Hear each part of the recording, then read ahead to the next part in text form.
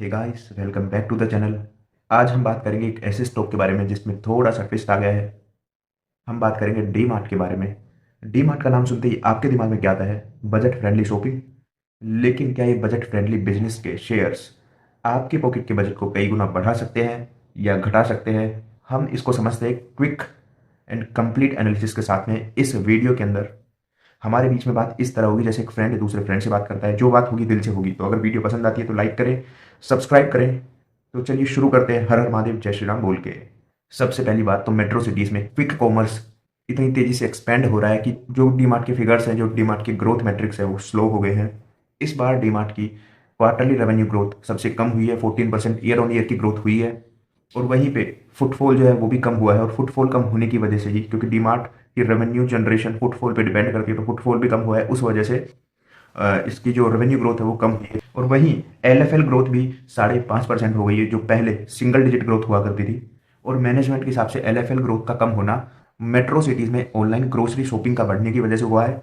वहीं फुटफॉल जो कम हुआ है वो मैनेजमेंट के अकॉर्डिंग क्विक कॉमर्स के एक्सपेंशन की वजह से हुआ है। वहीं ऑपरेटिंग डीलिवरेज्ड होने की वजह से, क्योंकि ऑपरेटिंग एक्सपेंसेस डीमार्ट के बढ़ गए, उस वजह से इबिटा जो है वो भी, यानी ऑपरेटिंग मार्जिन भी जो है वो 30 बेसिस पॉइंट से डीमार्ट का कम हुआ है। और पीयर्स के कंपैरिजन में भी एवरेज पर स्क्वायर फीट का जो मार्जिन है डीमार्ट का वो कम हुआ है। हाँ, ग्रोस प्रॉफिट जरूर 20 बेसिस पॉइंट से इंक्रीज होकर 16% ईयर ऑन ईयर ग्रोथ हुई है, लेकिन पैट में कोई खास ग्रोथ देखने को नहीं मिली है।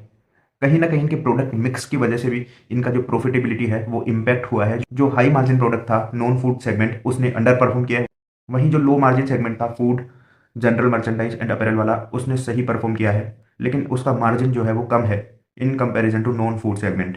वहीं डी मार्ट का टारगेट रहता है नए आउटलेट्स हर साल 40 से 50 खोलने का, लेकिन जिस तरीके से रियल एस्टेट की प्राइसिंग जो है वो इंक्रीज हो रही है, तो वो भी कहीं ना कहीं एक सोचने का पॉइंट है, एक रिस्क का पॉइंट है प्रॉफिटेबिलिटी के पॉइंट ऑफ व्यू से।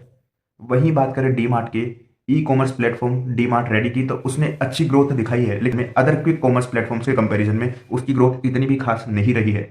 अगर वैल्यूएशन के पॉइंट ऑफ व्यू से देखें तो कंपनी का पी जो है वो इंडस्ट्री मीडियन से काफ़ी ज़्यादा है। पीबी रेशो भी काफ़ी ज़्यादा है, पैग रेशो भी काफ़ी ज़्यादा है, प्राइस टू सेल्स रेशो भी काफ़ी ज़्यादा है। तो अगर वैल्यूएशन के पॉइंट ऑफ व्यू से देखें तो अभी की जो करंट मार्केट प्राइस है शेयर की, वो उसके फेयर वैल्यूएशन से कहीं ज़्यादा दिखाई दे रही है।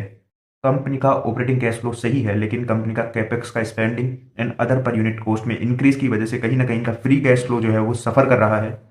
और दूसरी बात, अगर ग्रोथ पोटेंशियल से देखें तो रिटेल इंडस्ट्री एक ऐसी इंडस्ट्री है जहाँ पे कंपटीशन काफ़ी ज़्यादा है। किसी भी पर्टिकुलर इंडस्ट्री का यहाँ पे डोमिनेंस नहीं है, चाहे वो ईबीओ हो, एमबीओ हो, या फिर ई कॉमर्स बिजनेस हो।